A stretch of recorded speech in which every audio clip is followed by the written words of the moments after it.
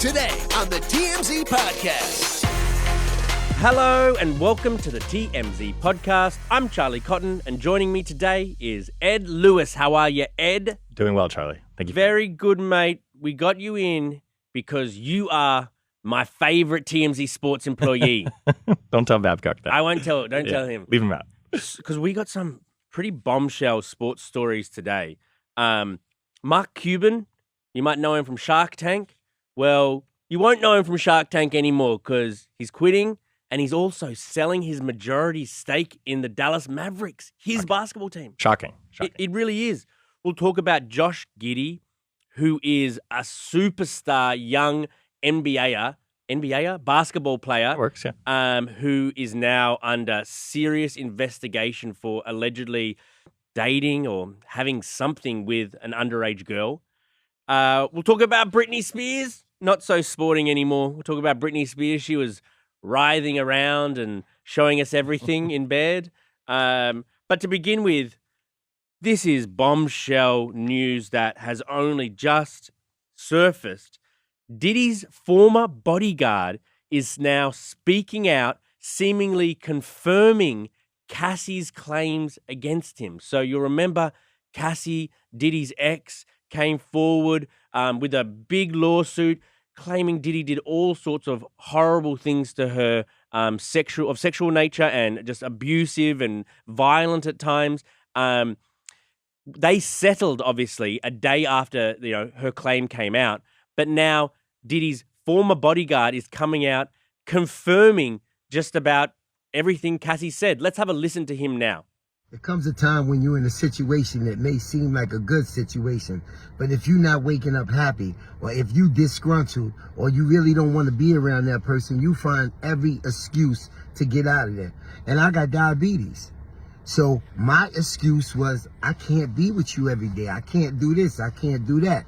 I'm losing weight. I'm doing that. But in reality, it was, I was sick. I was sick of you. I was sick of everything that was going on around you. I was sick of having to cover up everything that you did. I was sick. Cassie spoke on it. She said, yeah, I jumped on it. I jumped in between it. That wasn't the only time. It was other times. And it was other people. That wasn't the only time. There was other times. There was other people. He was sick of having to cover up for Diddy. God, man, Diddy's really going through it right now. Yeah. The only question is why now, I guess, is everybody going to have, right? I mean, obviously these allegations are heinous, and they've been heinous for the last couple of weeks now. But what is his motivation for coming out now? He claims that what he says, I have 4 daughters, and that was why I wanted to speak out now. But we talked about this before the podcast. I mean, your 4 daughters are obviously of a significant age, or they weren't just born yesterday, you know right. what I mean? So why would this not coming out weeks, months, years ago from his perspective? Especially while it was happening. I mean, I know there's definitely a power dynamic between a celebrity and their bodyguard. By the way, this guy's name is Roger Bonds, if that matters to you. So why did Roger wait until now? Because he could have come out and supported Cassie when she initially filed the lawsuit. He didn't. It would have been great if he came out, while it was happening to try to prevent it. Correct. He didn't. Yeah, and I mean, you obviously had daughters at points in your life. Why now? And that's the question. Obviously, it's not defending Diddy. It's more of telling both sides of the story here, right? I mean, everybody is piling on Diddy now, and it seems to be the easy thing to do now that people have already come out with their allegations. But it just seems to me that there needs to be more questions answered here before we're like, oh, Roger says it's true. You know what I mean? So just on Diddy's behalf, I'd be curious to see what Diddy has to say about him, because it does seem like there's some animosity there. I mean, that is, definitely. He's saying I was sick of Diddy, and obviously he's has some sort of axe to grind with Diddy. So I bet that the way he was terminated from Diddy's business probably wasn't all that amicable. Doesn't seem very good, right? But my God, there is a lot of smoke. Yes. There's a lot of smoke now around Diddy. I don't know if the smoke will clear. Yeah, it's crazy. Okay, on to our next story. Josh Giddey. You might have been seeing his name around the last few days. There's a lot of news about him because he is a stud basketball player. He's a 21-year-old. He's from Australia. He's Australia's best basketball player. He plays for the Thunder. Well, he is under a serious investigation right now. What can you tell me about Josh and this underage girl that he's allegedly been having some sort of thing with? It's a very, very unique situation because we don't know timelines, and it all really stems from these nebulous social media posts. So the gist of it is this. A user on X, or formerly Twitter, posted images that appear to be Josh Giddey with a girl.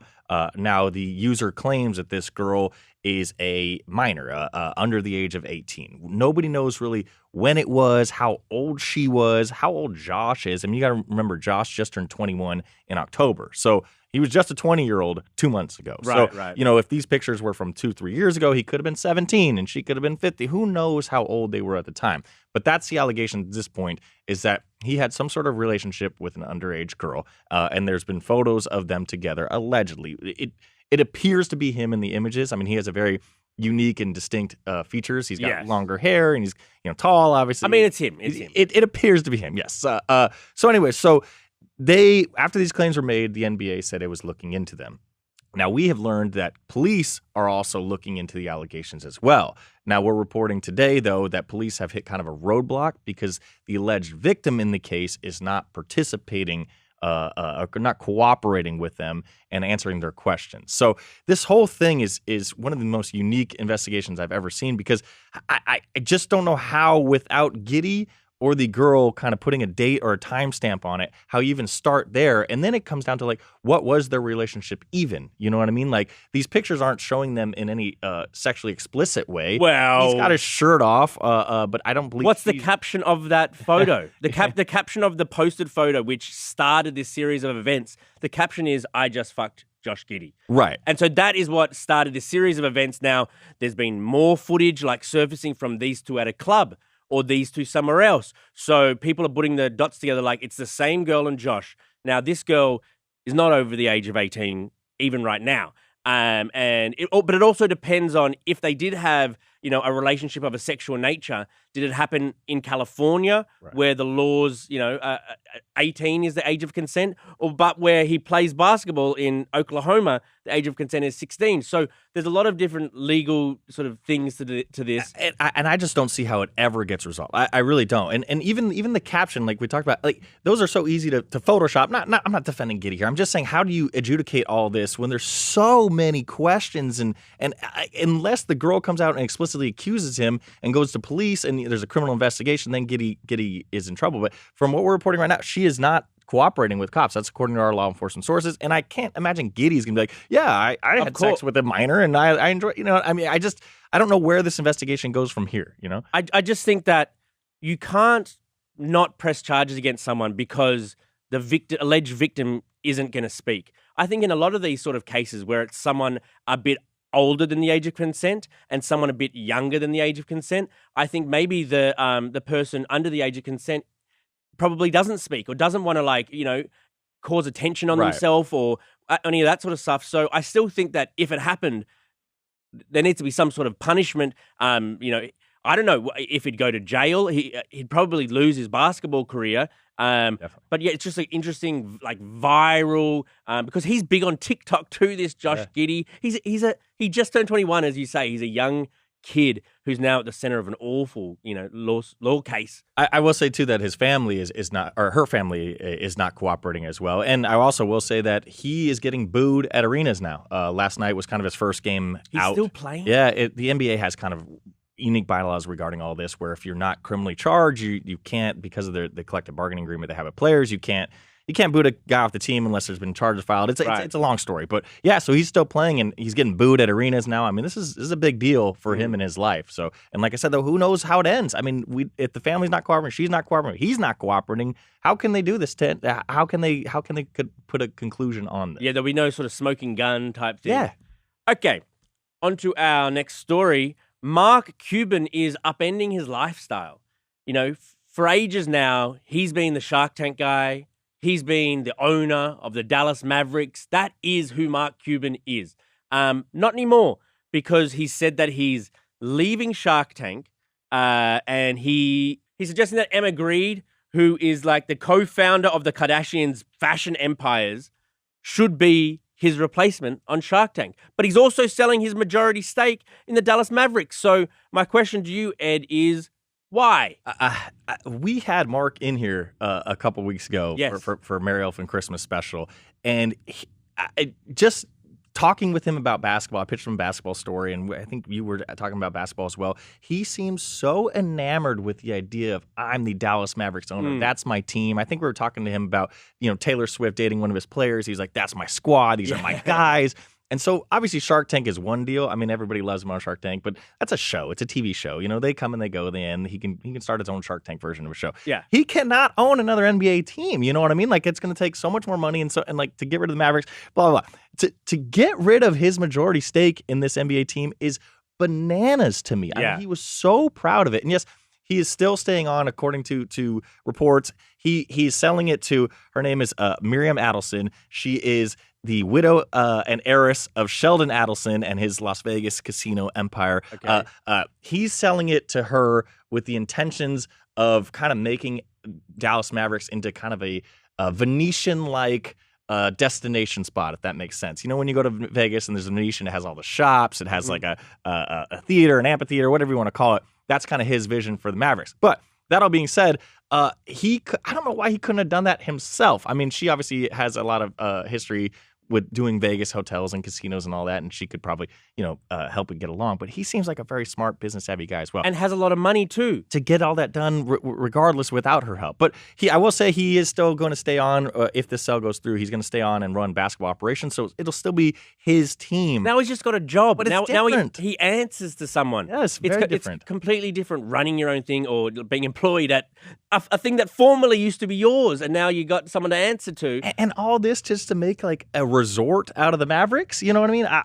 It sounds like, are you not believing it? I mean, Mark, we saw him. We had him in here. He was a wonderful guy and a very honest guy. I got to say, Mark might be like the most talented man in America. Awesome guy. He's just like, his business sense, obviously. He's in sports, obviously. He's really funny. He's the kindest, nicest guy. But he's also just like the most savvy businessman. Right.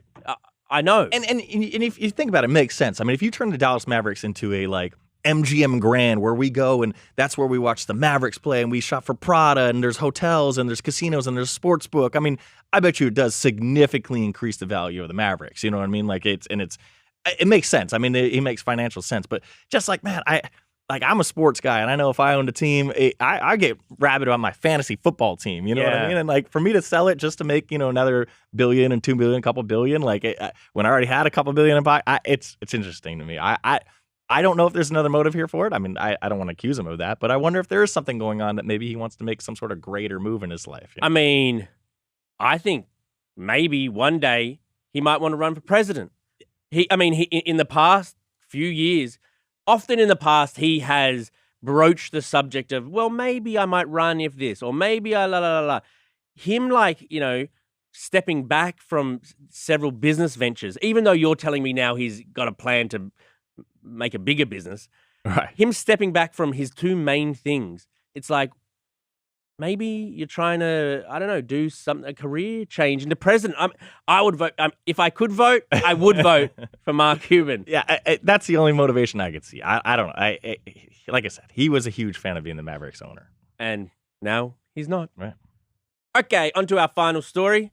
Britney Spears is back at it again. This time she posted a selfie video of herself with nothing on besides a black necklace. Picture that scene from the Titanic where Rose is like, Jack, like paint me, like draw me like one of your French girls. I want to wear this and only this. Well, the only this is a black necklace in Britney Spears' case. And she's riding around naked, showing a lot of herself and saying, good morning, good morning. Oh, I'll let you hear her good mornings for yourself. We'll play the video.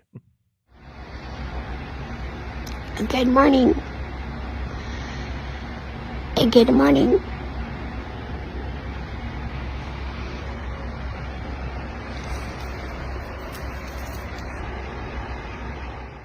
Wow. That was the first time I had seen that video. I didn't Okay, realize instant reaction. I didn't realize it was that bizarre. Instant reaction. It's very bizarre. I don't know. I mean, she apparently does this though. Like I said, I'm the sports guy, so I don't follow Britney Spears too much. But she apparently does this all the time, right? So She does, seems to but be her thing. But that's to this bizarre, degree, right? no. To this degree, no. She loves showing off like the top of her breasts. Right. She always doing something scantily clad and trying to be like really sexy and stuff. But to be in bed and showing this much skin and the whole like, what is she doing with her mouth and her teeth in this? And her mouth and her teeth are bizarre. I feel so flushed. I feel like that was a lot, man. You need a minute, Ed. You need everyone else to exit the room. And... It's just bizarre.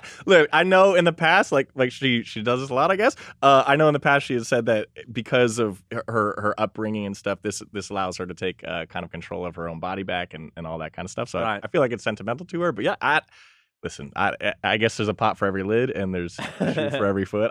This is At this point, why doesn't she just get an OnlyFans? And I say that seriously. Like, she could make so much money. Like, in the first 24 hours, she would just like triple, quadruple her net worth. Like if you spent $5 a person, there'd be millions of people around the world, you know? I don't know why she doesn't do that, because she gives away a lot of it for free on Instagram and stuff anyway. We already just like, who are you? What are you doing, Britney Spears? If she just leaned in and said, look, I'm an OnlyFans model now. You want to sign up? I'll be like, sure. I mean, yeah, it does. It kills two birds with one stone, right? She gets to do this and she makes a lot of money. That seems to be the next step. But man, she apparently really likes doing this. Would you sign up for Britney Spears OnlyFans? I would not. I'm so uncomfortable. I feel uncomfortable sitting next to you when you're so red, flushed in the face, and there's a glisten in your eyes. It's a bizarre video. I feel ambushed by this.